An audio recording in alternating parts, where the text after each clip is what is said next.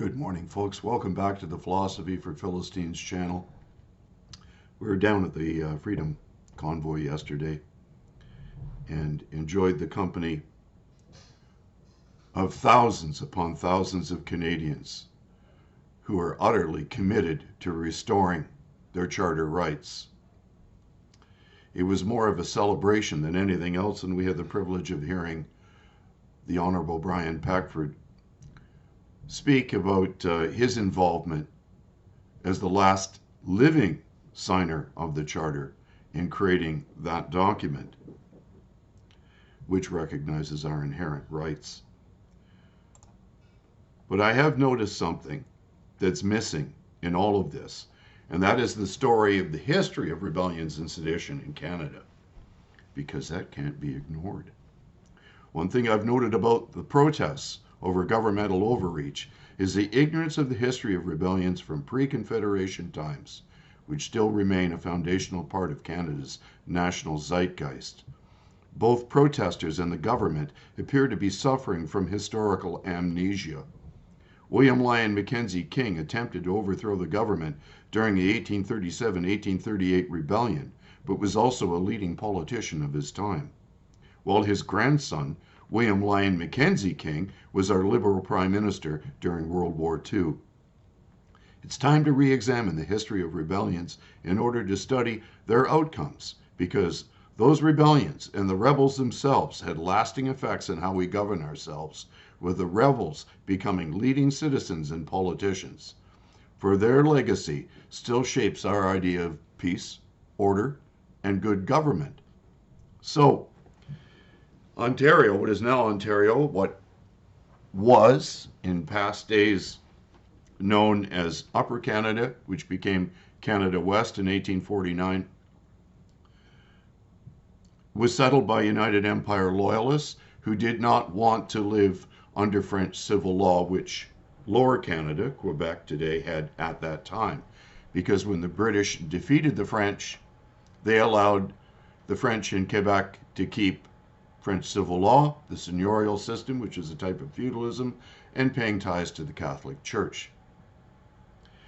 Obviously, the English settlers that came here wanted to live under English common law, which is why our first Lieutenant Governor, John Graves Simcoe, formed a parliament in what is now Niagara on the Lake, where he declared that he would have natives of North America, natives of Africa, and natives of Europe treated identically under English common law, and have none of them subject to any manner of prejudice the British Constitution didn't allow. He was a man of great integrity, and we were fortunate to have had him as our first Prime Minister, and he was very close with Joseph Brant, who is the leader of the Haudenosaunee that came to Canada and so nobly helped defend Canada against American incursion during the War of 1812. If there's one thing that differentiates Canada remarkably from the U.S., it's that the U.S. is a nation built on revolution, while Canada is a nation built on evolution. The Americans that came north, the United Empire Loyalists, brought their idea of local government with them and some measure of autonomy, but still not enough to satisfy their desires for liberty. And of course, the wealthy aristocracy of their day were still repressing the people. This was a real problem for Upper Canada, and it created dissent among its population. It wasn't until the War of 1812, when the Americans invaded us after the British began boarding American ships and grabbing their sailors and impressing them into the British Navy, that out of outrage that our cousins had invaded us, that we gelled as a people that wanted to be separate from the U.S., that we were utterly committed to becoming a nation in our own right. This, of course, did not end our struggle for limited constitutional government. So let's examine how that came to a head and who helped bring it to a head. Because this is the story of the founding of the Liberal Party of Canada, which is, it just makes me giggle. Because they were born out of sedition and rebellion against the ruling authorities of the Tory elite of their day. William Lyon Mackenzie, journalist, politician, born 1795 on March the 12th in Dundee, and passed away on August 28th, 1861 in Toronto, was a journalist and a member of the Legislative Assembly, as well as the first mayor of Toronto, and he was a leader of the rebellions of 1837. Mackenzie was a central figure in pre-Confederation political life. He moved to Canada in 1820 and soon settled in Upper Canada. He had run a business in Dundas, but moved to Queenston, where he started in 1824 to publish a newspaper called the Colonial Advocate. His reform movement that newspaper advocated was an attempt to create responsible government in Canada. He moved his operations to Toronto, and his forthright and forceful manner in which he denounced the family compact, which was the wealthy British elite under Bishop Strachan, the Tory elite, caused a lot of dissent within Toronto. In 1828, Mackenzie was elected to the local House of Assembly for York County. Mackenzie's venomous attacks on the local oligarchy brought reprisals in the form of libel suits, threats, and physical assault. And in 1826, his printing presses were attacked by the sons of the members of the family compact, who had dressed themselves up as natives and tossed his presses into Toronto Harbor. However, he won his court case, and he was able to prove that they were the sons of the members of the family compact were involved, and he was awarded a huge settlement, which enabled him to start publishing his newspaper again. In 1836, Mackenzie lost his position in the government, in the provincial parliament, and embittered about it, not just his loss of political position, but the fact that he hadn't been able to bring about more responsible government, led to the revolt of 1837-1838. At the time, Mackenzie was convinced he would gain spontaneous support. And this is kind of funny, because a lot of these actions on the part of the rebels had to do with attacking pubs where British soldiers were. In fact, right where I lived in Effingham, Ontario, just outside of Effingham, there was a pub along Holland Road, and rebels from that area had entered the pub, grabbed some British soldiers, and stripped their uniforms off, grabbed their firearms. Some of the crowd was inciting to violence and wanted to kill the soldiers. Calmer heads prevailed. Nevertheless, a few of them were hung for their sedition. And some of them, like Samuel Chandler, who was from St. John, just outside of Effingham on the other side of the hill, was sent to Van Diemen's Land, although he did make his way back to the U.S. So Mackenzie had marched north to Montgomery Tavern, which was along Yonge Street, and he thought that people would just automatically come out and support the rebellion. But nevertheless, he had to run and hide, where he hid out on Navy Island in the Niagara River. In fact, there's a creek along which the rebels had marched, so their heads were below the surrounding land where the British soldiers wouldn't be able to see them, and it's called Lyons Creek. After his him leaving Upper Canada, he went to New York, where he founded Mackenzie's Gazette. He was convicted of violation of U.S. neutrality laws and was imprisoned for a year, falling ill and deeper in debt. He spent the next 10 years in the U.S. This is what I'm trying to emphasize. You think it's just going to be a matter of having fun on Parliament Hill? You think that there's no cost to pay for sedition, no matter how noble the outcome of your cause is going to be? You're dreaming. You're up against a mighty machine, just as Mackenzie was in his day. During his 10 years in the U.S., he found employment as a correspondent for the New York Daily Tribune, and while in exile, he wrote several books, including Sons of the Emerald Isle, published 1844, The Lives of and Opinions of Benjamin Franklin, Butler, and Jesse Hoyt, published in 1845, and The Life and Times of Martin Van Buren, published in 1846. But in 1849, he returned to Canada after the Baldwin Act was passed.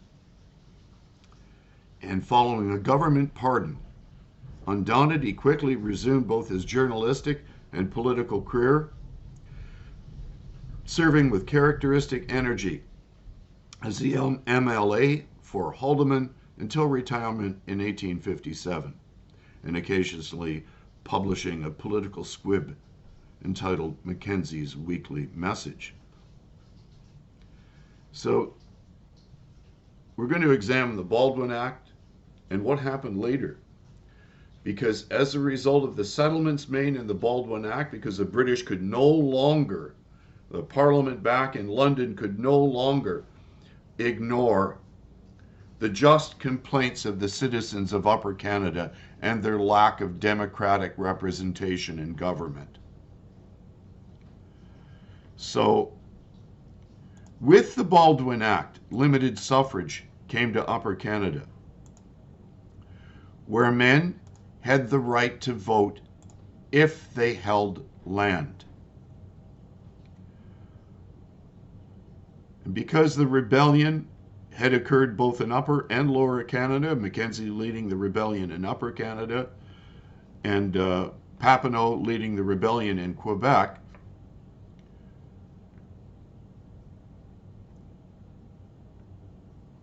there was, well, I'll read it.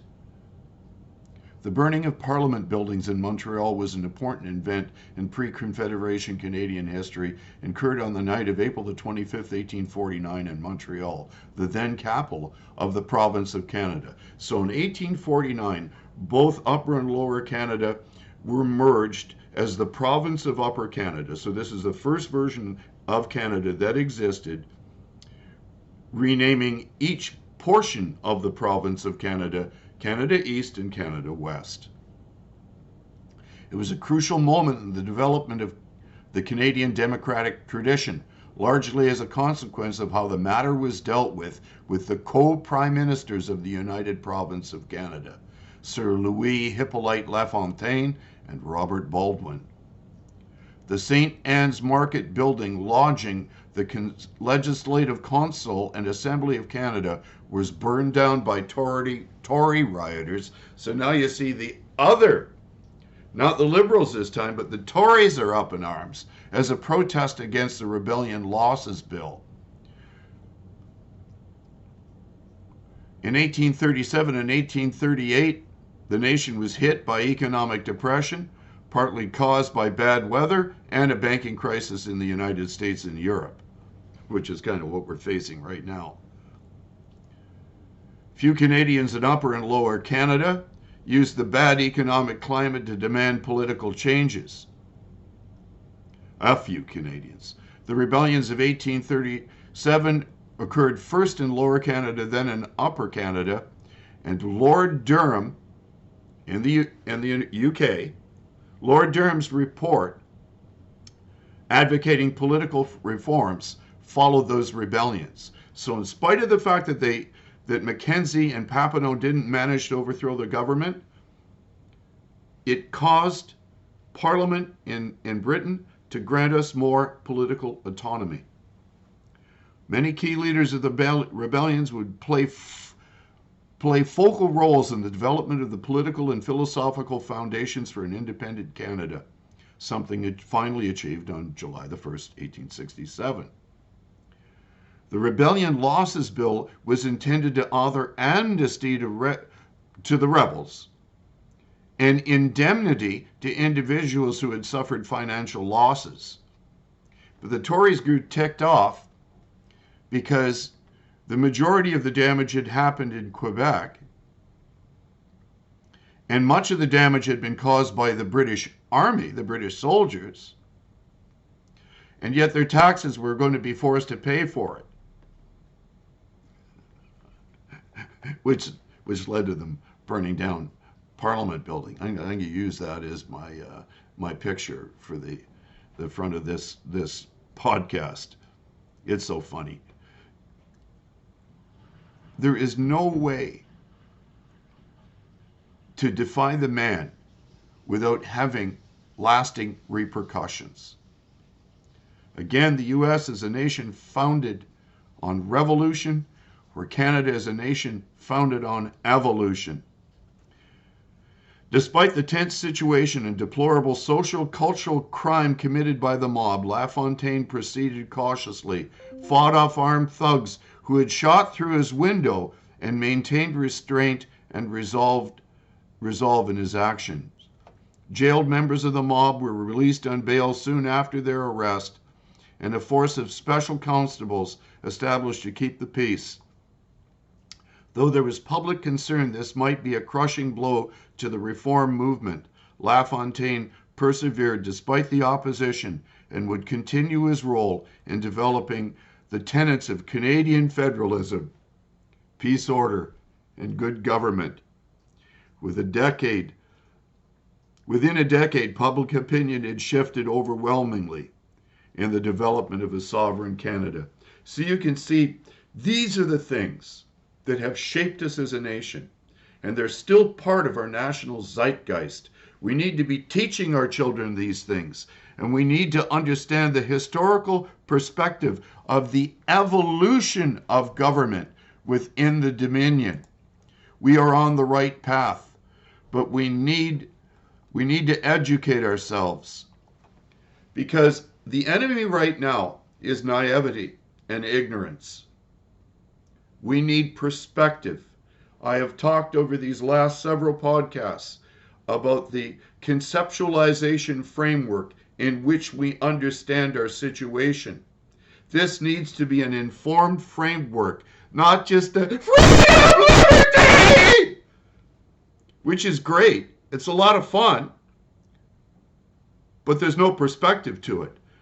And it lacks the gravitas that creates peace, order, and good government. Subscribe to this podcast, ring the bell, share the heck out of it. We need perspective at this time, and we need to bring some sobriety to the way in which, as with Brian Peckford at present is doing, with him suing the federal government, the last living signer of the charter, the man who helped develop the document, has solid, legal, constitutional proof that our government, just as the government in their day, had exceeded this legal mandate to govern. God bless you all. Have a wonderful Sunday.